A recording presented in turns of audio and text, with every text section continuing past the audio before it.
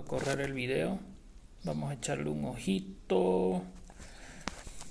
Esto lo hago para agilizar más porque voy a idear una forma, digamos, porque después lo demás termina siendo lento. Esto tiene que ser sí o sí de 20 minutos, ya está programado para eso.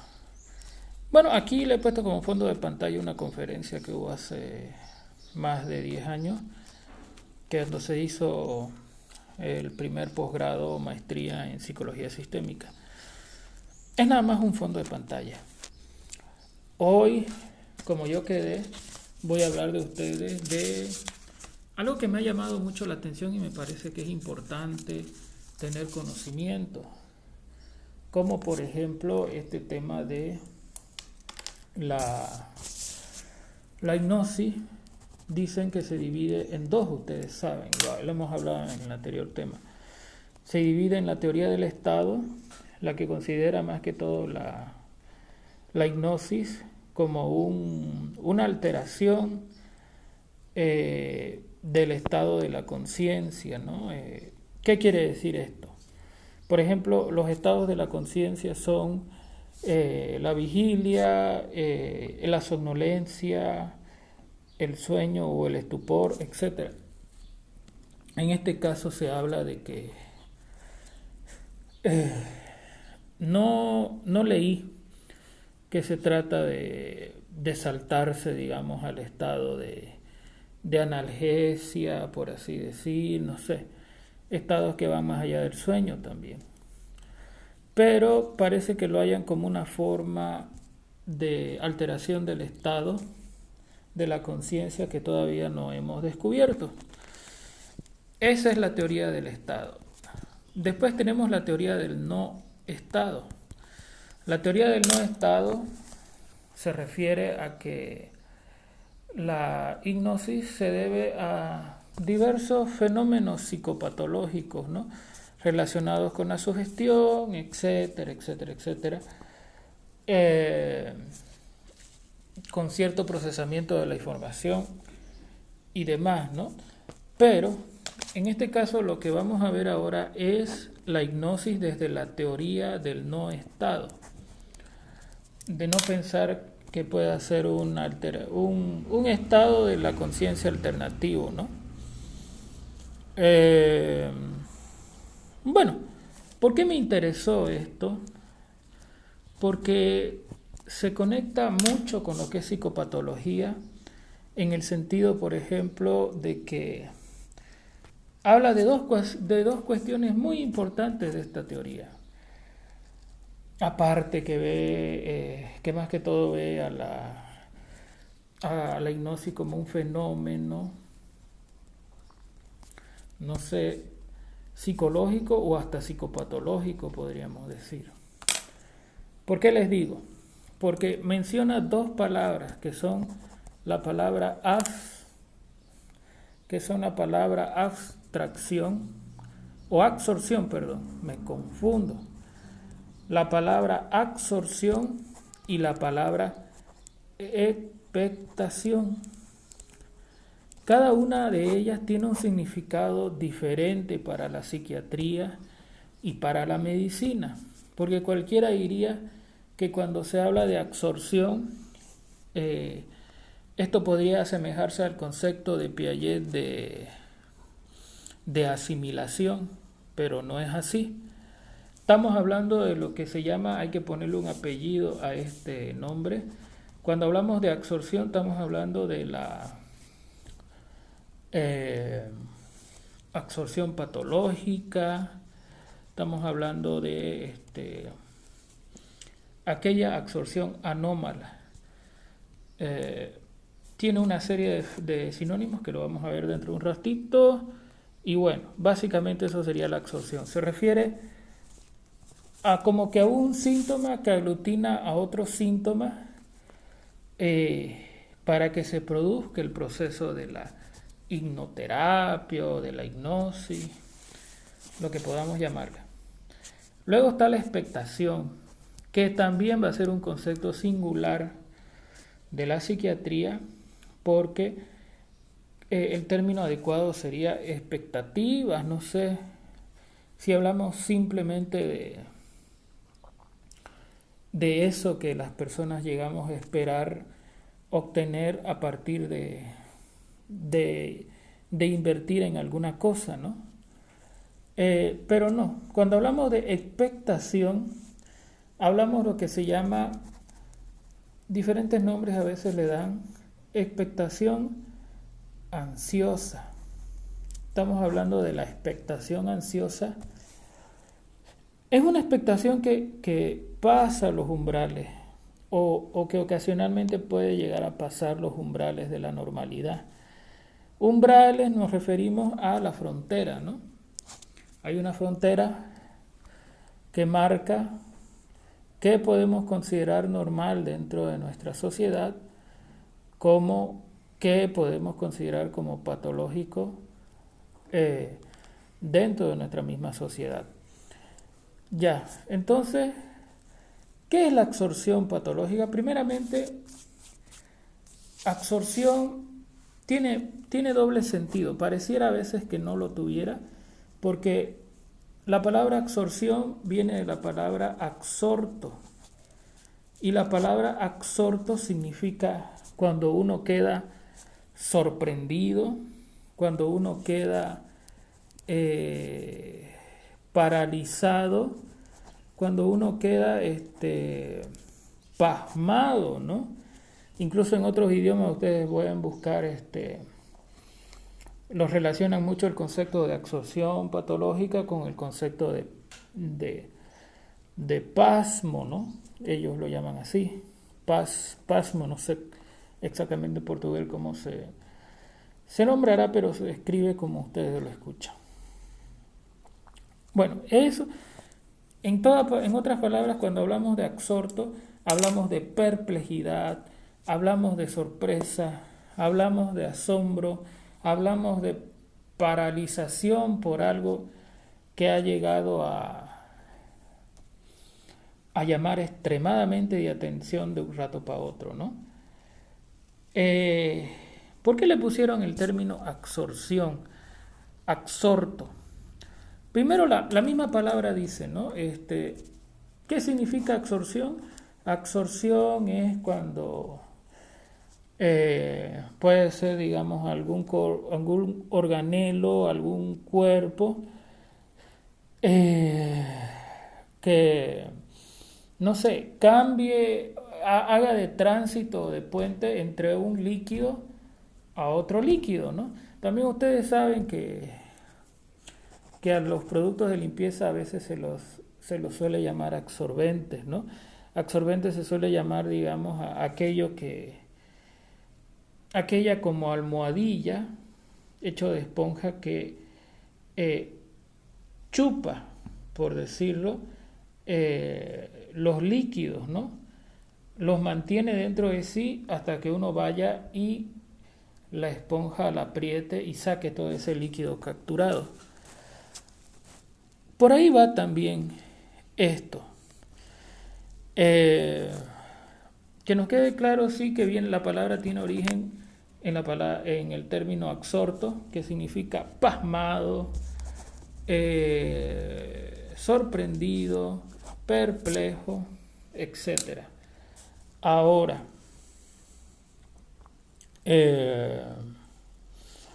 bueno, también se le dice absorción porque se considera que el sujeto, en este caso, el hipnotizado, la situación se da porque el sujeto queda totalmente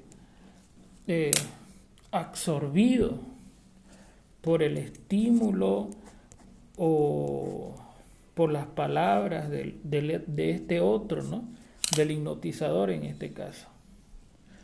Entonces lo relacionan mucho algunos autores con la palabra abstracción. Sé que abstracción significa simbolización, entre otras cosas, pero en psicopatología,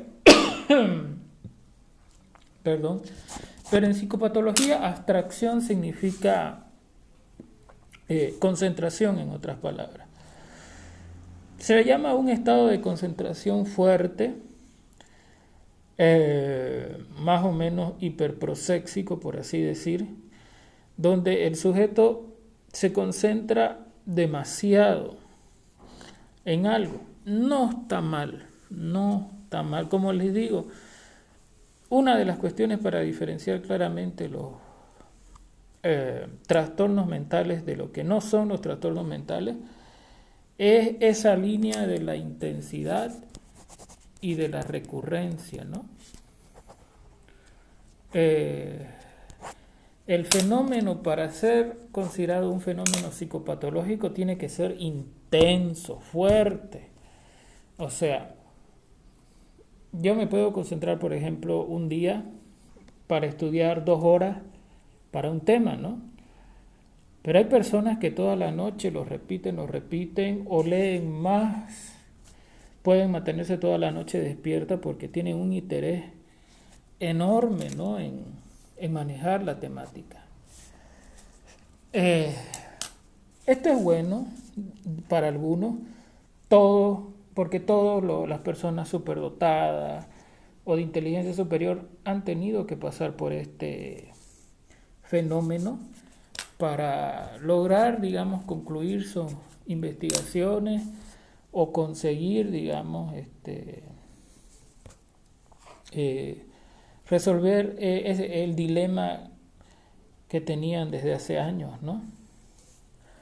Entonces, también está relacionado con el insight, que no me acuerdo si lo vimos. Estaría relacionado con el insight, con la toma de conciencia, etcétera, ¿no? El efecto eureka, que es cuando uno finalmente entiende algo. Bueno, cuando se vuelve un problema la abstracción, y podemos hablar ya de una abstracción anómala, o podemos hablar de una absorción anómala o patológica. Bueno, esto se va a dar cuando está bien que el sujeto se concentre y todo eso. Y hasta 3 días podríamos aguantarle, como pareja o como lo que sea, que el sujeto no quiera ni comer, digamos, sino que esté totalmente concentrado en lo que quiere resolver. Algo similar a mi collage, digamos, que aquí lo capturé una parte donde es como si tratara de remunerar eso, ¿no? Solo le faltan las flechitas para hacer la conexión de los investigadores policiales, ¿no? Pero, para que ustedes después no digan que yo estoy mal de la chaveta, ya no le he puesto más. He puesto porque el título es interesante, ¿no? Crisis en el amor, amor en crisis, sobrevivir a la pareja.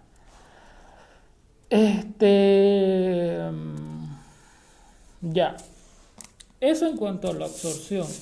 Se le dice absorción porque, digamos, en este caso la esponja sería el otro, el hipnotizador en este caso sería la esponja, y el líquido sería el sujeto.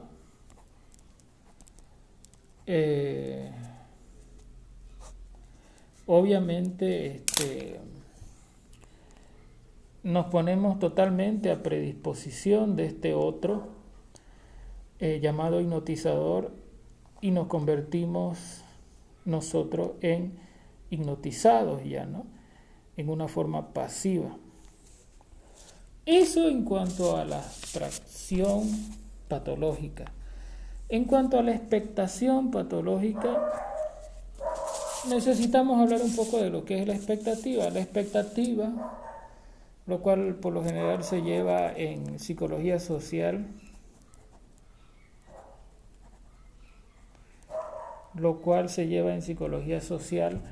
tiene que ver con lo que yo espero del otro, ¿no? Obviamente, mientras más patológico sea mi personalidad, más exigente voy a ser con el otro, ¿no? Voy a decir, no, es que tiene que trabajarse, la ley dice 8 horas, y 8 horas usted tiene que trabajar, ni un minuto más, ni un minuto menos, ni descansar, porque la ley no habla de eso, digamos, ¿no? Eso sería una expectativa que a veces desarrolla en alguna persona, que a veces termina haciendo daño a las demás personas. Esto lo podemos ver también en figuras autoritarias, como por ejemplo, algunos padres que son bastante obsesivos compulsivos, que tienen ansiedad generalizada y que en ese sentido se vuelven preguntas muy exigentes, se vuelven padres muy exigentes,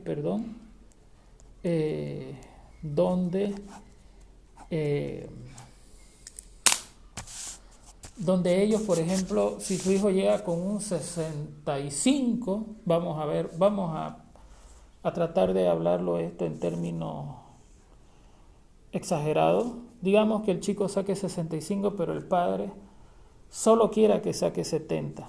Entonces, eso vendrían a ser las expectativas, lo que es sinónimo de la palabra esperar, ¿no? Es cuando el sujeto espera. También estaría relacionado con el ideal, porque obviamente según el ideal la persona va a esperar del sujeto X cosa, ¿no? Por ejemplo, si yo pienso que fulano de tal es un mago, es un superhombre, un científico recontra bueno, digamos, si yo tengo ese ideal, obviamente voy a esperar de él lo mismo, ¿no? Voy a esperar que se presente respetuosamente, voy a esperar que su explicación sea fantástica de su conferencia, por así decir.